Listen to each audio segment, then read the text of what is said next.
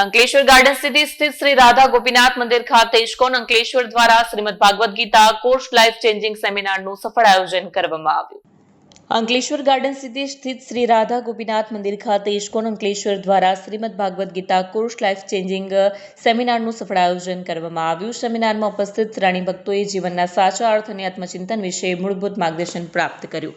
કાર્યક્રમમાં મુખ્ય વક્તવ્ય ભક્તિશાસ્ત્રી આત્મતત્વદાસજી દ્વારા આપવામાં આવ્યું, જેમણે શ્રીમદ ભાગવત ગીતાના શાશ્વત સંદેશ પર પ્રેરણાદાયક અવલોકન આપ્યા. તેમણે શીખવાડ્યું કે ગીતા ફક્ત ધર્મ અને આધ્યાત્મિકતા વિશે નથી, પરંતુ તે માનવીના રોજિંદા જીવનના તણાવ અને પડકારોનું સારા રીતે સમાધાન શોધવાનું ગૃહ્ય રીત છે. આ સેમિનારમાં વિવિધ આયોજનો, ચિંતન મંથન, શસ્ત્રો અને ક્વિઝ માટે વિશેષ વખત ધરાવતો સત્ર પણ યોજાયો, જે સુસંગત, વિચારશીલ અને પ્રેરણાદાયક હતો.